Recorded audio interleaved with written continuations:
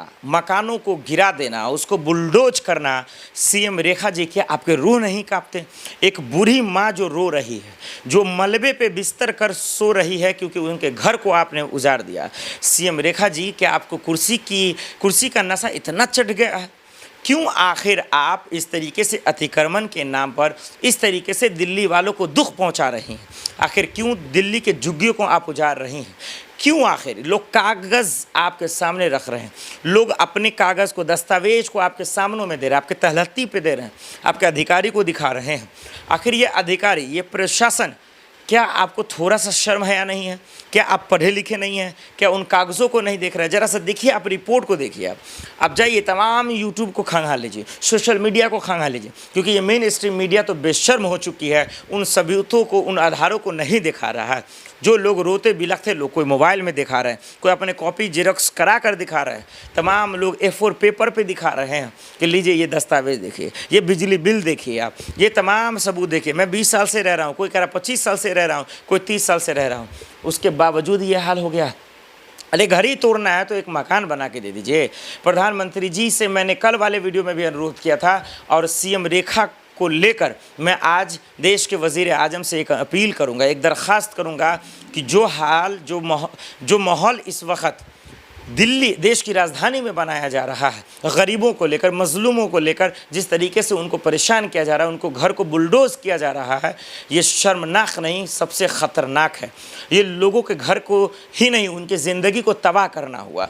क्योंकि किसी के पास बच्चियां हैं, किसी के पास बेटी है, किसी को शादी करने के लिए बेटी है, तो किसी को घर चलाने के लिए कोई उसका बेटा पढ़ाई कर रहा है, और ऐसे वक्त में उनके घर को तोड़ना, ऐसे वक्त में उनको घर से बेघर करना, उनके घर को उजाड़ना, ये बताता है कि सीएम रेखा जी की मंशा क्या है, भाजपाइयों की मंशा क्या है। कोर्ट के नाम पर कोर्ट स्टे लगा चुका है। दर्शकों, मैं आगे बताऊंगा कि किस तरीके से इसी वीडियो में, जब अभी अशोक विहार में चला, जंगपुरा में चला, बटला हाउस का मामला आप तो जानते ही हैं, शाहीन बाग का, और उसके बाद तुगलकाबाद में चला, उस तैमूर नगर में चला, तमाम जगह आपने देखा होगा कि कई ऐसे लोग कागजात लेके आते हैं, सबूत लेके आते हैं और बताते हैं कि कोर्ट ने स्टे लगा दिया, इसके बावजूद भी अतिक्रमण के नाम पर बुलडोज कर दिया गया, तोड़ दिया गया। क्या कोई शर्म हया बची है सरकारों को?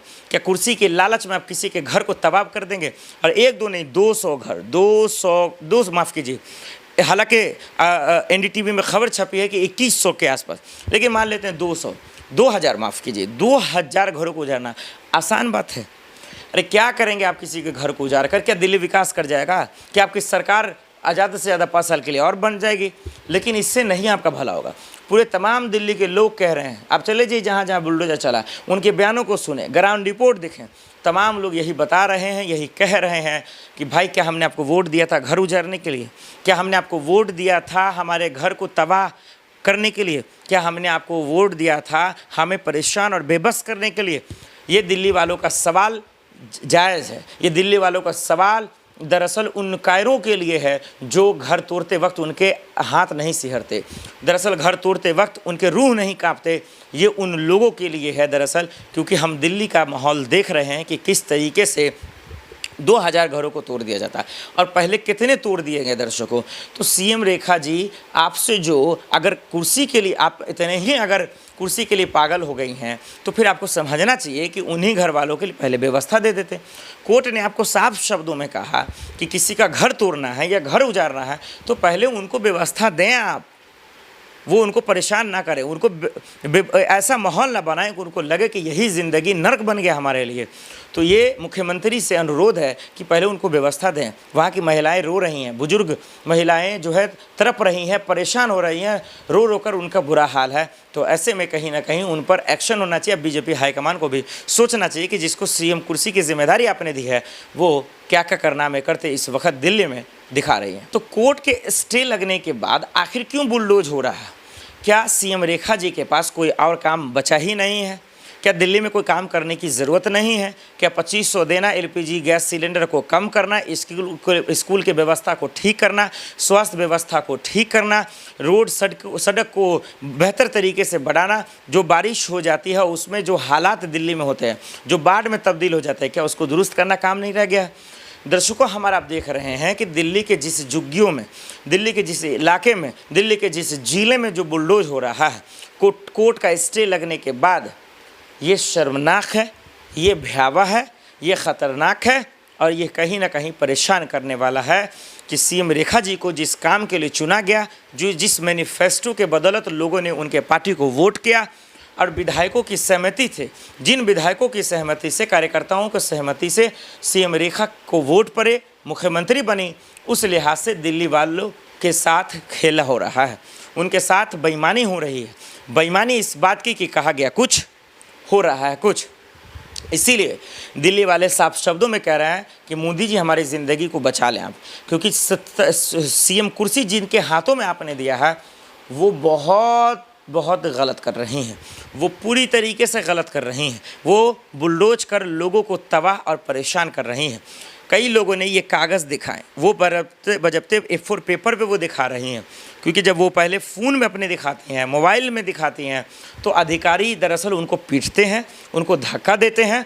जो अशोक बिहार की खबरें हैं NDTV यूट्यूब पर जाकर आप देख सकते हैं दर्शकों, और वहाँ पे लाइव है, लाइव दिखा रहे हैं, वो ग्राउंड रिपोर्ट दिखा रहे हैं कि कैसे उनके पति को पीटा गया, उनके बूढ़ी माँ को किस तरीके से धक्का मारा गया, और वो कागज़ दिखाती रहीं। उनके कूलर को तोड़ दिया गया, पंखा को तोड़ दिया गया, घर को बुलडोज कर दिया गया।